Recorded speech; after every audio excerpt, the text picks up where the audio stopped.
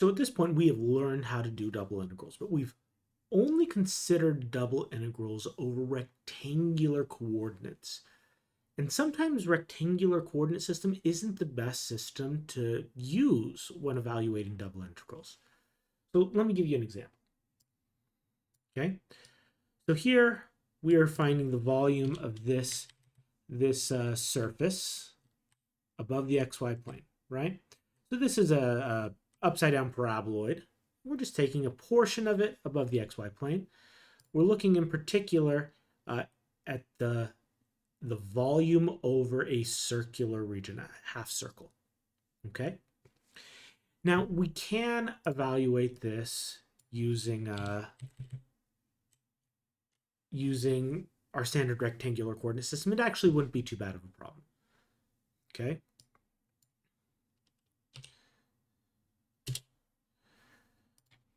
We could see that we could approximate the volume using lots of little rectangular prisms. Okay. But it really doesn't lend itself well to this shape, right? I could use more and more rectangles, and I get better and better approximation to the shape of the circle, but we're kind of fitting a square peg in a round hole, so to speak, right? It doesn't fit the shape of the two-dimensional region that we're integrating over very well. Okay? Sometimes there are other ways that we can do this that will be better. So instead of using rectangular coordinate system, what if we used a polar coordinate system? So instead of lots and lots of rectangles, what if we used polar coordinates? And let's limit ourselves. So here we go, polar coordinate system. It's over the same region, but it fits the region much better. Okay, wait, there we go. Now it's the correct region, but it fits the region much better, right? Using these polar coordinates, I get to fill the whole space. Now I still need more of these polar rectangles, so to speak, to approximate the volume. If I use them, so right now I have 4 each.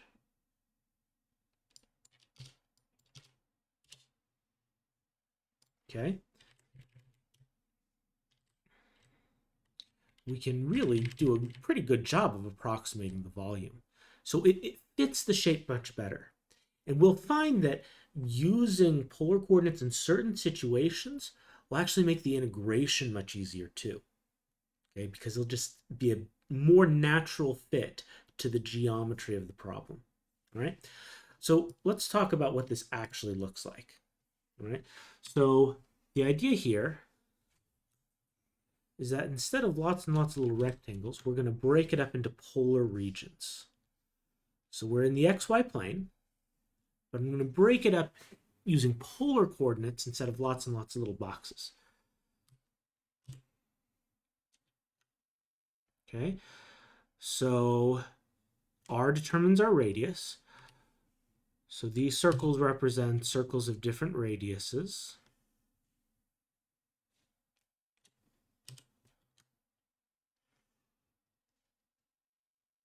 Okay, so maybe this is r equals 1, or r equals 2, or r equals 3, what have you. Okay, circles of different radiuses. And then theta represents our angle.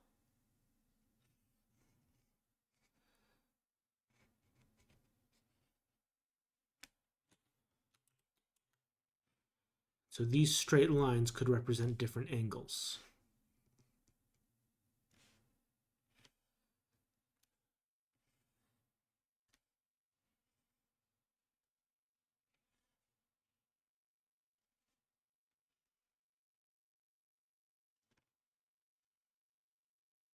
Okay. And so this is the 2D XY plane, and now we've divided it into polar sections. You can imagine the surface above this polar coordinate system. And so what we're going to do is we're going to find the volume over each one of these polar regions. Okay, so if I kind of put this into 3D space, we'd have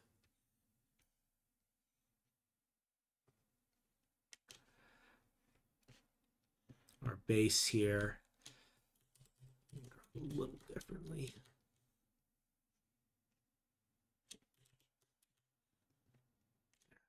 A little better.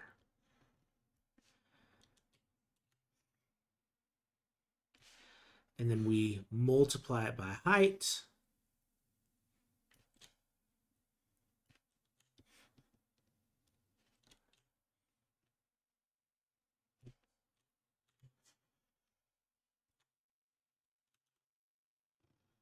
And that will give us what we want to do is we want to find the volumes of these little polar sections.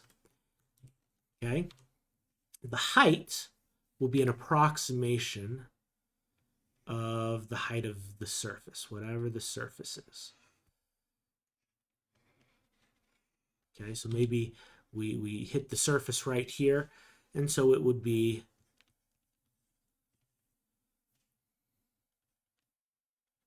an approximation of the height of the surface there. Okay, so I'd pick some radius, some theta in this range, and plug it into the function. That would give me my height. All right, that's the idea. So if I could find the base of this shape, and I can multiply it by that height, then I would find the volume of this little polar region, right? This polar volume. So the real trick is finding the area of this base. All right, so let's work on doing that. So here, let's focus on this one here. Okay. This right here represents the change in theta. This represents the change in r, and we're going from one radius to the next. So maybe this is represents radius I, and this would be the next radius, I plus 1. Okay? So how do I find the area for this shape here? Well, what I notice is that I can break this into two sectors of circles. I'm going to first find this larger sector of circle, and then I'm going to subtract the smaller sector of circle. The area of a circle, area of a sector of a circle,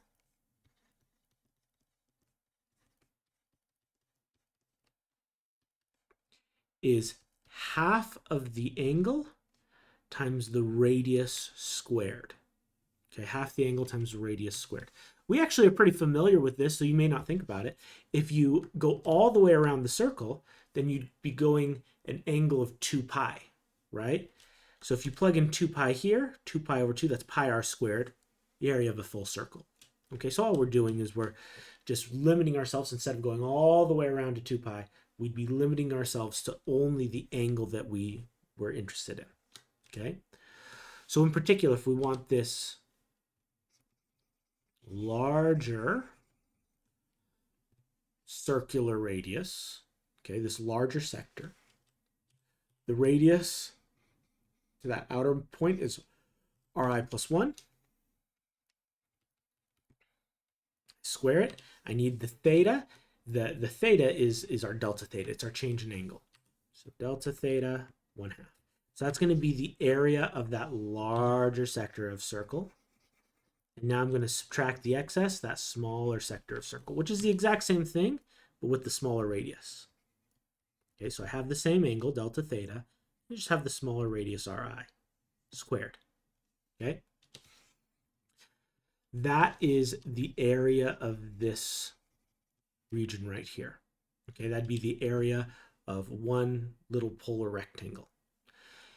If we take that and we multiply it by the height, which we are using some representative radius and angle theta that is in this region to tell us, and then we plug it into the function that tells us the height. Okay, and that approximates the volume underneath the surface just over this one little polar region. Okay. Now what we want to do is we want to add all these up, add them up for a lot of these different polar regions. And that would approximate the total volume underneath the surface. So the volume underneath the surface would be approximately, so I want to add up all my radii. So I equals 1 to n. And my theta, and I think I'll actually go the other way around. Well, I guess it doesn't matter. I equals 1 to n. Theta, j equals 1 to m. Okay. We have 1/2 delta theta ri plus 1 squared minus 1/2 delta theta ri squared times f of ri star theta I star. Right? As we take the limit, as the number of these little polar regions, as we increase the number of them, which means we decrease the size of them, this approximation turns into an equality. So we want the limit as the number of divisions in our radii goes to infinity and the number of divisions in our angle goes to infinity. Okay. So our goal here is to turn this into a couple Riemann sums and translate it into integration. That's what we're doing here. Okay. So first off, I'm going to tidy this up as best I can.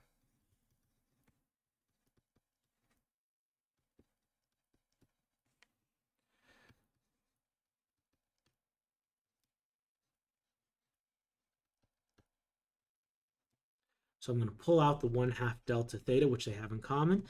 That leaves me with ri plus 1 squared minus ri squared.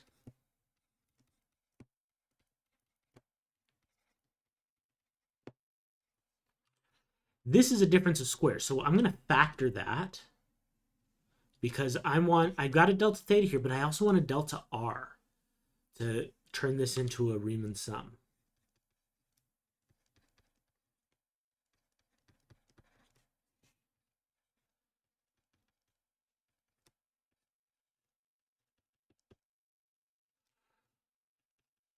So if I factor that, I get ri plus 1 minus ri and ri plus 1 plus ri.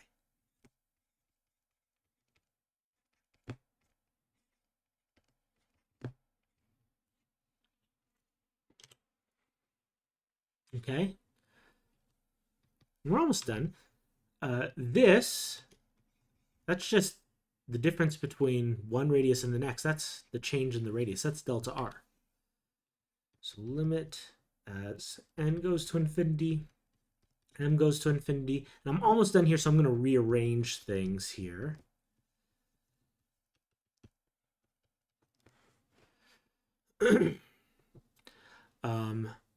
And I'm going to put the function itself first, ri star theta I star. And then 1/2 ri plus 1 plus ri. And then I get the delta r and the delta theta. So I've got all the pieces there. All right. What I want you to notice is that now this breaks things into Riemann sums. I have I can write this in the limit. This turns into an integral over r. In the limit, this turns into integral over theta. So recognizing that we have Riemann sums here, I can turn this into an integral over the region. Okay. Ri star, theta I star, those are just particular r and theta values in the range. As that range shrinks, this just becomes r, this just becomes theta. Okay. This one's interesting. Okay. If we think about these polar regions shrinking as the number of regions increases, then these get closer and closer together. In the limit, these become the same thing. they both become just a radius. And then delta r becomes dr, delta theta becomes d theta.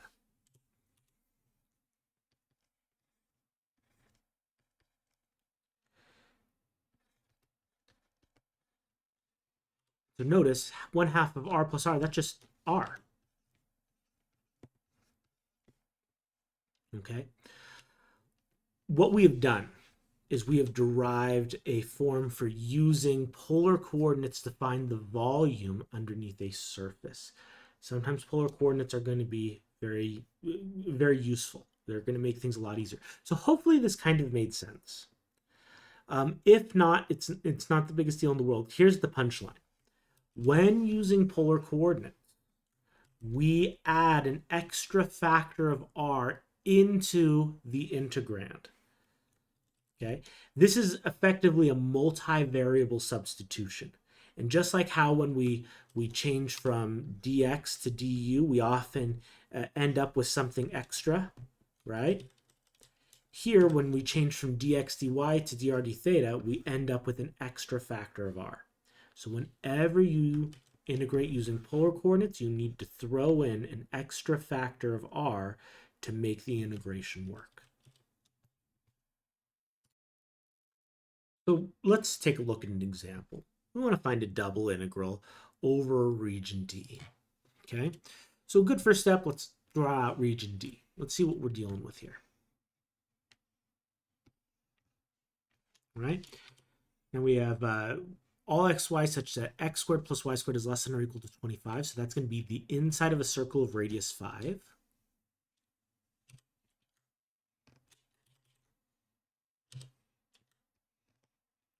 So 1, 2, 3, 4, 5. Got a circle of radius 5, such that x is greater than or equal to 0. So x being greater than or equal to 0, x equals 0 is the y-axis. We want x bigger than 0. That's this side. So that's our region. Okay, that's region D. Let's erase the rest of this half circle, just so we know which region we're dealing with. Now, we could integrate over this region using rectangular coordinates, and, that'd be fine, but it's a half circle. Integrating using polar coordinates would be a natural way to work out this problem. And often, when polar coordinates is a good option for a problem like this, it's going to make the integration itself easier, sometimes much easier. Sometimes it doesn't seem like we can integrate the problems without converting to a different coordinate system like polar coordinates. Okay? So I am going to rewrite this integral so I could integrate with respect to the polar variables r and theta. So I'm going to re-express this function in terms of my polar variables. So 4x becomes 4r cosine theta. 2y becomes 2r sine theta. Okay, just making the polar conversion there, since we know in polar variables x equals r cosine theta, y equals r sine theta. It should be something we remember. Okay.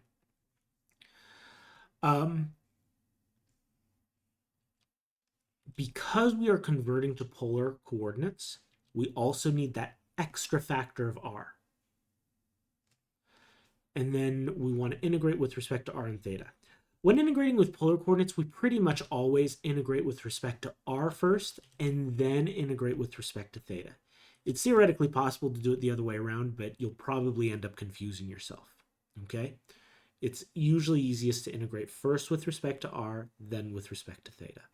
So if we're integrating with respect to r, that means we're slicing along the radius. That means we're slicing in a way that the radius changes. So we slice this way. Okay? As we go along these slices, the radius changes.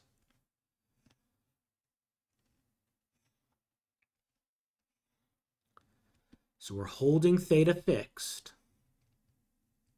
And we slice along and change the radius. So just as in integrating over general regions, we want to integrate each slice from the beginning to the end of each slice. But we need to make sure we're thinking about it in terms of the radius. So for each one of these slices, the radius begins at 0. We begin at radius 0. And for each one of these slices, we end at the edge of this circle.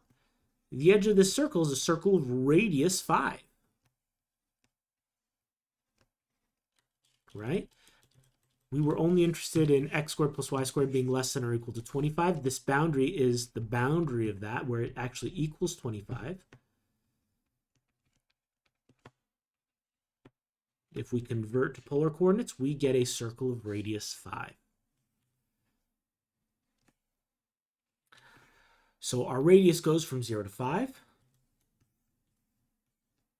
Okay, and now what about our theta? Now we got to be careful here. We can see that we're going to go from this edge to this edge, right? We want to look at all theta from here to here. We need to make sure we get the right order. We know that this angle up here, for example, is pi over 2. This angle down here is 3 pi over 2. So could I just go pi over 2 to 3 pi over 2? No, because if I go from pi over 2 to 3 pi over 2, I go this way. Okay. Well, can I switch them then? What if I go 3 pi over 2 to pi over 2? Unfortunately, it's the same problem, except we're going this way. I integrate over the same area, I'll just get a negative result. Okay, so I need to make sure that my angle's going in the correct direction. So pi over 2 is a good way to write this, but I'm going to need a different coterminal angle down here, negative pi over 2. As I increase my angle from negative pi over 2 to pi over 2, the angle goes in this direction. Okay, and that way I will integrate over all the slices. So I'll integrate from negative pi over 2 to pi over 2. Okay, the setup is the hardest part. We've set up the integral. After this, we integrate just as normal. I'll integrate this problem. We'll evaluate it. But for future problems, we will just set it up, as the integration is usually the easy part. So to begin, I'm going to distribute that r in. I get 4r squared cosine theta plus 2r squared sine theta integrated over r, and then integrated over theta. So I'm going to integrate over r first, treat theta as a constant. If I integrate over r, I get 4/3 r cubed cosine theta plus 2/3 r cubed sine theta. And I'm going to integrate that from 0 to 5.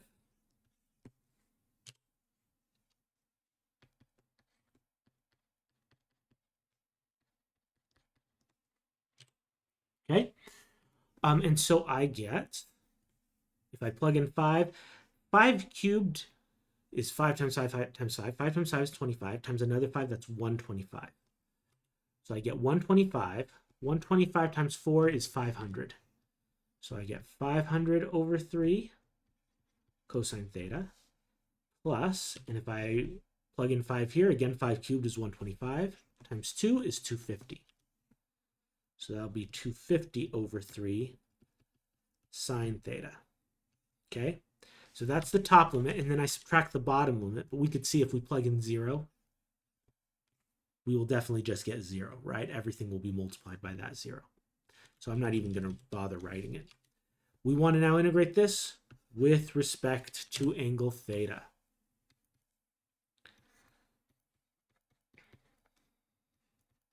Oops. So let's integrate.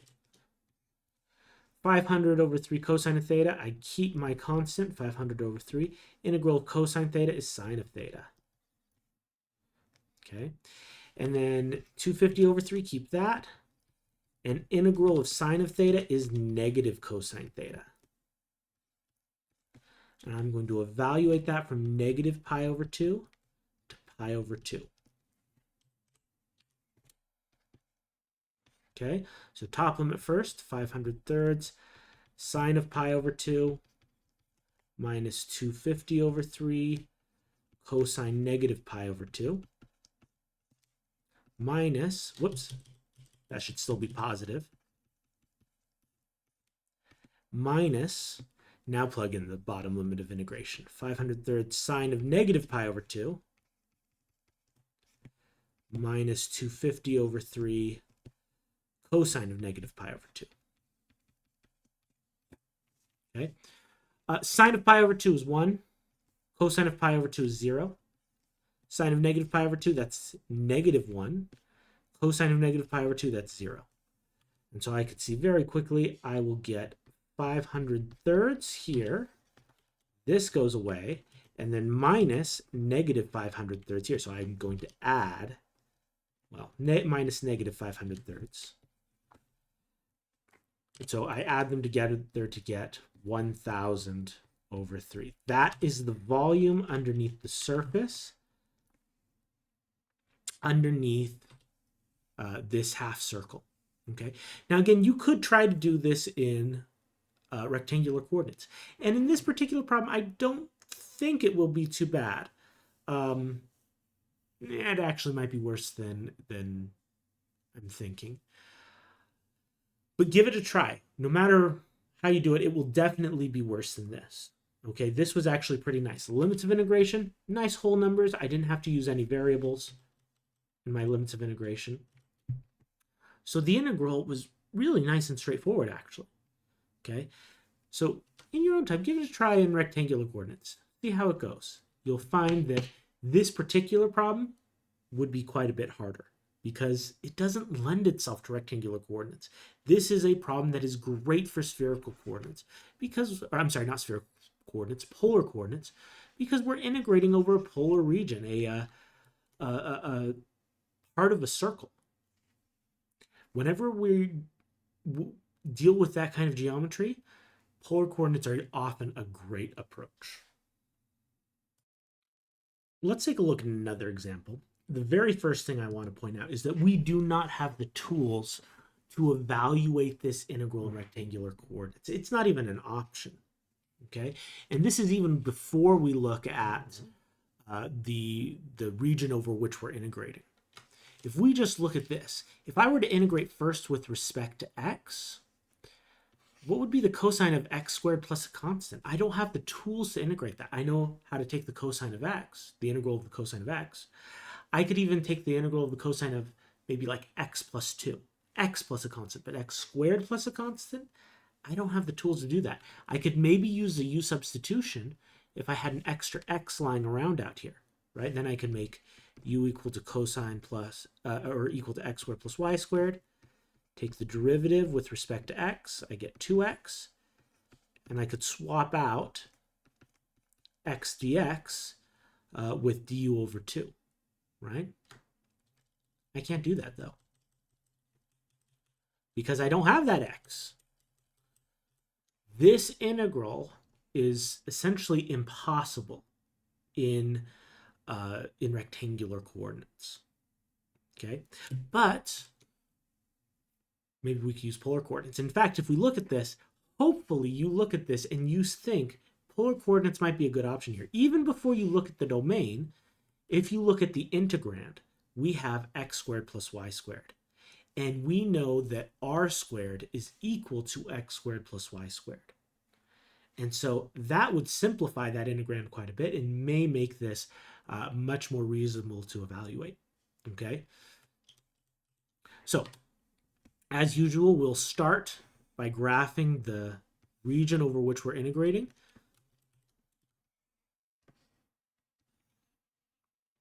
Okay. We want all x squared plus y squared that are between 9 and 25. Now, hopefully you recognize that and say that's going to be the region between the two circles of radius 3 and radius 5. If not, we can convert this to polar coordinates. X squared plus y squared is equal to r squared. If I take the square root of both sides, that means it's the set of all circles with radii between 3 and 5. Okay?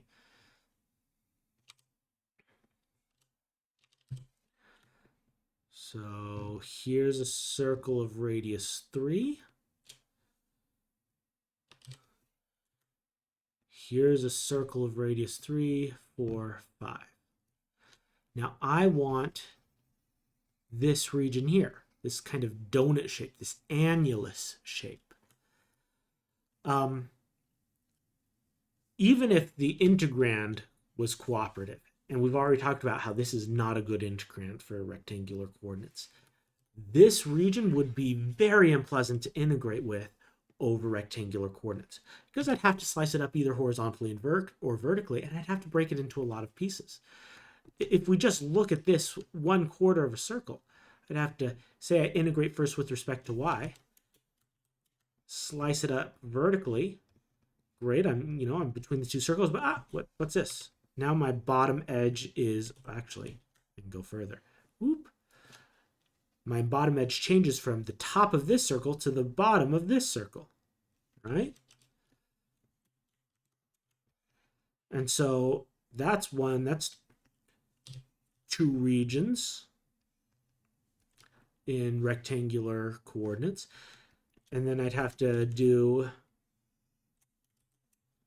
another separation here. I'd have to break this up into at least, 1, 2, 3, 4 regions. 1 region, 2 regions, 3 regions, 4 regions. That's just based on the slices. Those will be how the slices will be distributed, right? If in those 4 regions, the slices have different tops and bottoms. Okay. Fortunately, we don't have to do that. This is a great problem for polar coordinates, not just because of the integrand, but the region of integration is a region that's really simple in polar coordinates. Okay? So we've already talked about how, and let's plug in here. Cosine of x squared plus y squared, that's cosine of r squared. And then because I'm switching to polar coordinates, I get that extra factor of r. Don't forget that. If you forget that, not only will your answer be wrong, but this problem becomes, again, basically impossible to evaluate. Okay? And we've already talked about how we like to integrate first with respect to r and then with respect to theta in polar coordinates. We almost always use that ordering when integrating in polar coordinates. Usually the easiest to think about. Okay, so if I slice it up this way, slice it up so the r is changing and I'm holding theta fixed, means I'm slicing it up this way.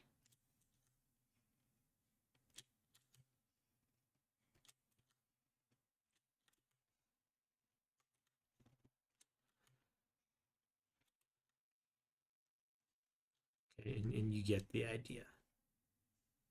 We go out from the center. I'll keep doing it.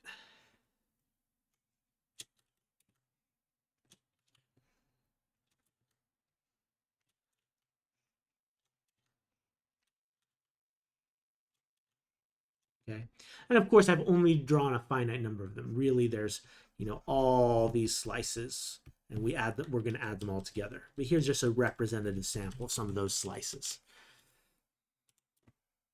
So for each slice, we want to go from start to end.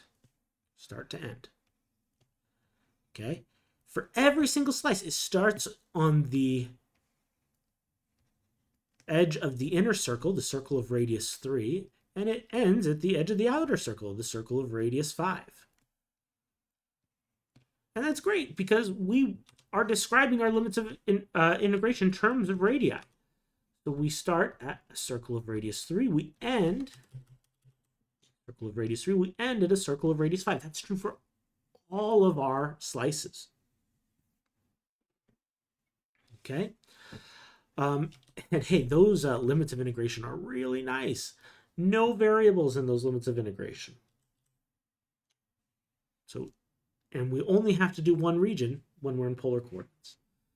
And now, where does our theta? Well, we want to go all the way around, don't we? We want to go all the way around the circle. We have slices that go all the way around. So we want theta to go all the way from 0 to 2 pi. Okay. That is how you would set up this integral. And now it's pretty straightforward to integrate. I'm not going to actually integrate it because it is simple at this point, but to integrate with respect to r, you could do a u substitution here, right? U equals r squared. Derivative of u with respect to r is just 2r. And so I can swap out r dr with du over, hold on, du over 2. I have an r dr. That extra factor of r that we get from switching to polar coordinates, really important here. Okay? And so if I make that substitution, my integrand becomes just cosine of u, much nicer to work with. And then r dr becomes du over 2. And my limits here, r went from 3 to 5, so u would go from 9 to 25.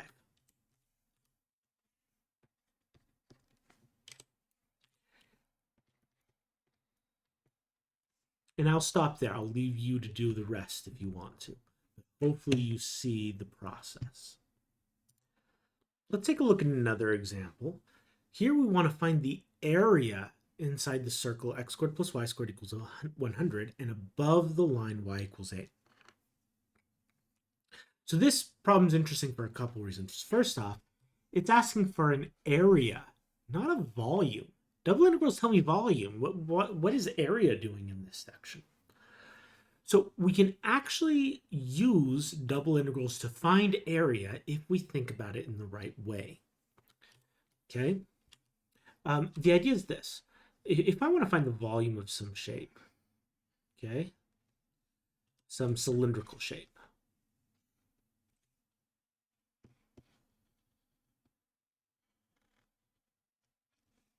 right, then you would find the area of the base. So you'd find the area of the base.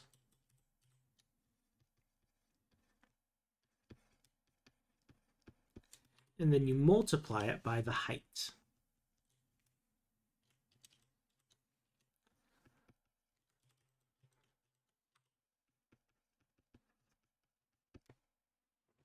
Okay? That's generally how you find the volume of a cylindrical shape. But if in the special case where the height equals 1,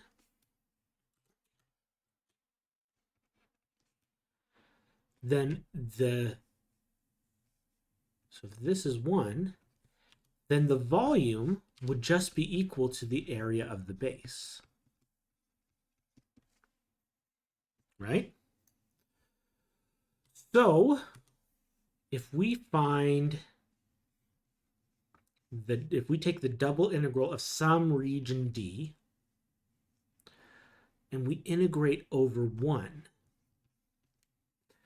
then what that's doing is it's taking the area of this, and then I'm only raising up the height 1 unit. And so I'm getting exactly this sort of situation. I have a region D, and the surface is just 1 unit up. And so I'm getting the volume underneath that surface over this region would just be the area of region D.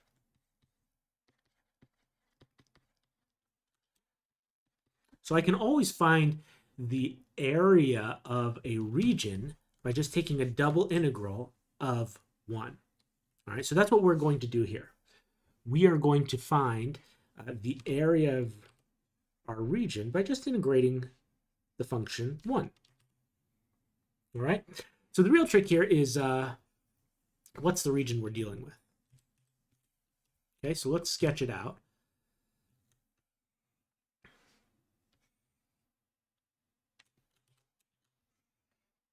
Okay, I have a circle of radius 10, right? That was x squared plus y squared equals 100. Let's draw it a little higher, actually. X squared plus y squared equals 100. And the line, y equals 8. And I want the area of the region above that line and within the circle. Okay. So again, I could do this with rectangular coordinates, but I've got a circle here. Polar coordinates seem like a good option, though as we'll see, this problem is a little trickier than some of the other ones. Finding the limits of integration here are going to be a little trickier. Okay. So let's re-express our integral here in terms of polar coordinates. So we have a double integral. Our function 1, there's nothing we need to change there for polar coordinates. No x we have to change into r cosine theta, no y we have to change into r sine theta. But we do need that extra factor of r still. So I have 1 times r, and I'm going to integrate first with respect to r and then with respect to theta. Okay? So if we look at some of these slices we get,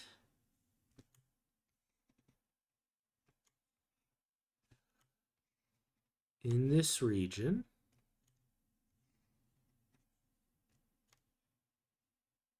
okay, each one of these slices starts on the yellow line, y equals 8, and ends on the edge of the circle. Okay, now the end value, that's easy. We know that edge value, the edge of the circle, is a circle of radius 10, so r equals 10. But this line here, that's not so easy. It's not a circle. It's not just r equals to a constant. I need to convert this into a polar equation and figure out how to write that equation as an r equals. Okay, so I have y equals 8. I know y is r cosine of theta. So this is equal to r. This is the same as r cosine of theta equals 8 in polar coordinates. Okay, I need r by itself. I'm integrating with respect to r, so I need r equals something here. So let's divide by cosine theta. That's r equals 8 over cosine theta, which is essentially it. Though we usually don't divide by cosine theta. We usually rewrite it as multiplying by secant theta. So r is equal to 8 secant theta. That's the radius value for each slice here. Starting value for each slice. R equals 8 secant theta. Notice that we do have a variable here in this inner integral. Okay, and that makes sense because the starting value for all of these slices, it depends on the angle, right? It's not always going to be a certain fixed radius. The further the angle is, the further out we need to go before we hit that line, right? Here, we need to go a little bit. If we go straight up, look at that slice, we'd be going 8 units straight up, right? But over here, we have to go further out to get to the line. And so the radius does depend on the angle. As our angle changes, we have to move further out to reach the edge of the line. Okay? Okay. We've got r down. Now let's think about theta. Theta, we want to go from here to here. We want to add up all our slices from this edge to this edge. So what we need to do is we need to figure out the angle from here to here. What are these angles? Okay, what are the angles of these lines? So to figure that out, we notice that these are going to be the intersections, right? So let's draw little triangles here. The y value is 8. We're going 8 units up. We're going to the edge of a circle of radius 10. So I'm kind of running out of room here, but 10. You see that?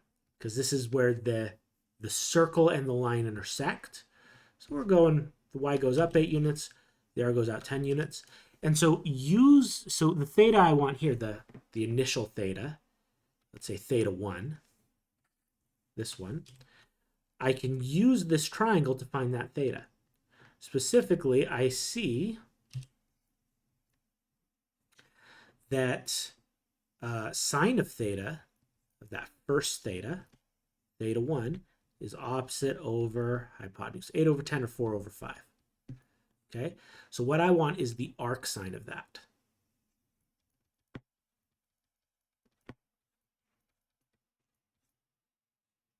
All right, so this will be the arc sine of 4/5. And we generally have to be careful with arc sine, but we're in quadrant 1, so the output of arc sine is going to be exactly where we want it. Generally, arc sine only spits out angles from negative pi over 2 to pi over 2. Okay? In quadrant 1, that's exactly the range we want to be in. Okay? We're going to have a little bit harder of a time over here, looking at this other angle. Okay, so theta 2 would actually be this angle. Okay, theta 2. Again, I'm going up 8. I'm going this way 10. Okay, so the sine function is the same. It's the x that's different. Right? This one would be positive. This one would be negative. But the key here is noticing that this here, that my reference angle is also going to be theta over 1, the same theta over 1. Okay, so that means theta 2, the angle that I'm looking for, this top limit, okay, plus theta 1, my reference angle, we can see that it's going to be a half circle, can't we? And so that means theta 2 is going to be equal to pi minus theta 1. And we found theta 1, that was arc sine of 4/5. So pi minus arc sine of 4/5. Pi minus arc sine of 4/5. I don't really have room to write it. Let me see if I can write that a little smaller to try to fit it in there. Or actually, maybe I'll just move this over a little bit. So this was arc sine of 4/5, and this is pi minus arc sine of 4/5. There we go. Okay. The integral itself is fairly straightforward, though at one point you will have to... Oh, no, actually, yeah, the integral is quite straightforward. Okay. What you have to plug in is a little gnarly, but they are just numbers. Arc sine of 4/5, it's just a number. Pi minus arc sine of 4/5, just a number. Okay. It's not a nice looking number, but it's just a number. So the actual evaluation of this will be straightforward. Okay. Let's take a look at just one more example. We have here a double integral all ready for us in rectangular coordinates, but the integrating this wouldn't be very pleasant. Okay, it might be possible, maybe with some trigonometric substitution, but it'd be difficult. So instead, maybe we try converting to polar coordinates. The key here, the reason why we look at this and say, let's try polar coordinates here, is the integrand. We got an x squared plus y squared. We can swap that with an r squared. We get square root of r squared. We'd be able to get rid of the square root entirely, wouldn't we? Okay. The integrand ended up being really nice. Unfortunately, in this particular example, the region does not lend itself to polar coordinates very well. We can still make it work, though. All right? So, very first step, let's rewrite this so that we're in polar coordinates. We're going to deal with our region R. We'll figure that out in a moment. Okay?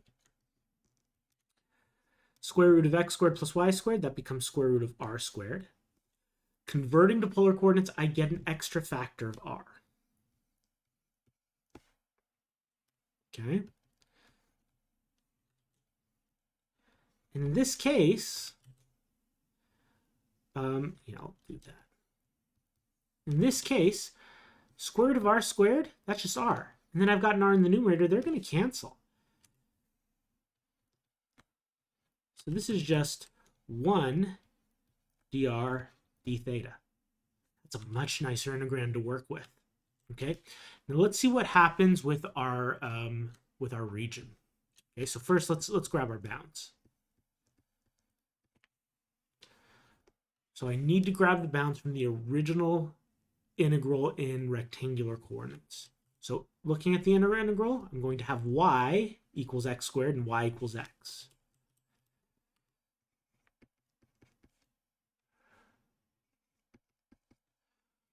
And then the outer integral, I have x equals 0 and x equals 1.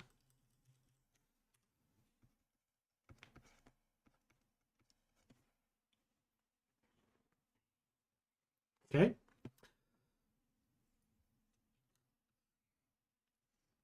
Let's sketch what we got here.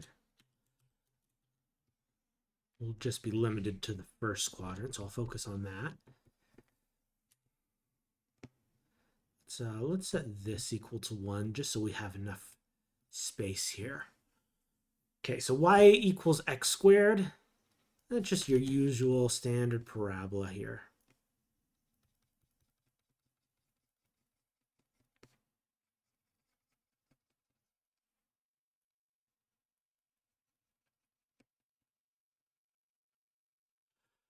Y equals x is this line here.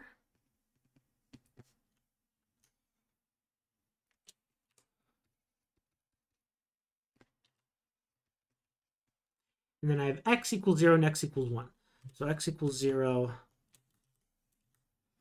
is this vertical line on the y-axis.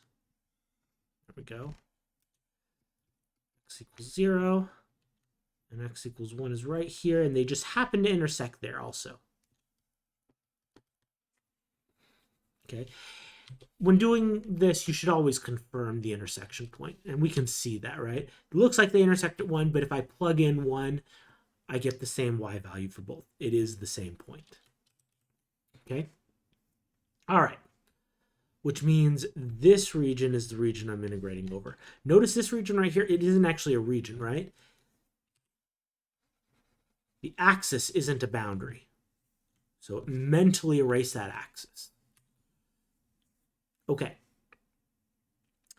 So we want to evaluate this using polar coordinates. So I want to slice it up. So polar coordinates, I'm going this way like this.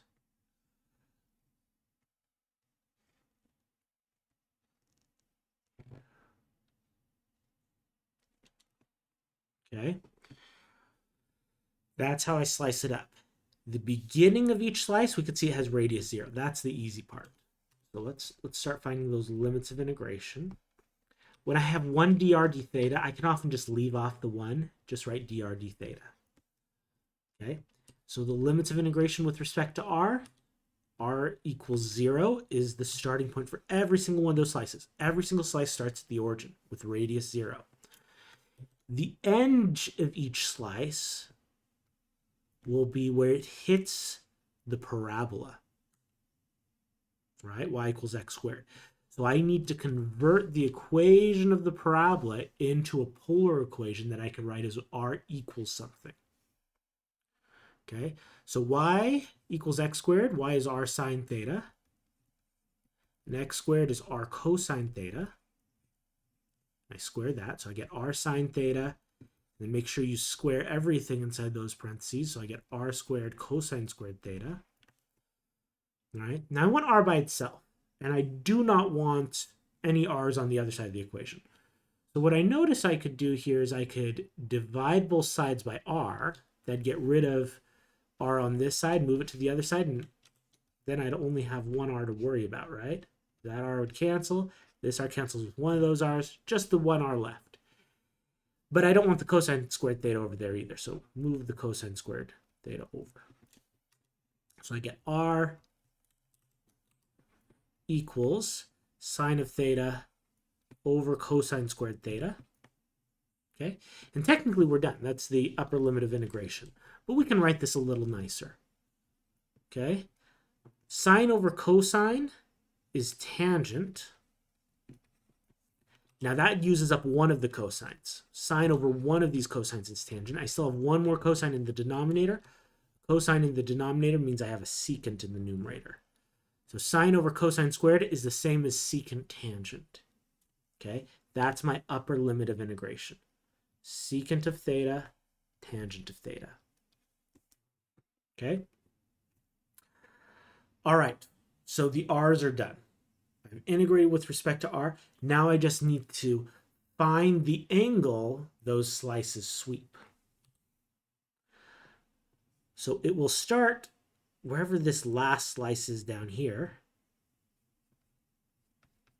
And I want to sweep all the way up until I get even with this line, y equals x.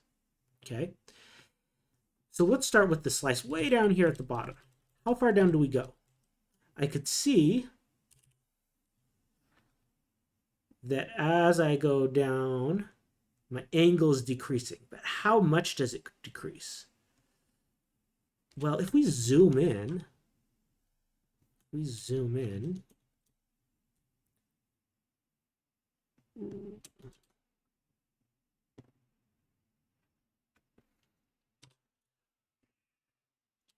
and it keeps on decreasing until it's essentially flat. I can always go a little bit closer to being flat. And so the smallest it could be would be basically tangent to the curve there. It'd be zero, angle zero. Okay? You zoom in enough, you could always get it a little bit more flat. And so the flattest it could possibly be is zero.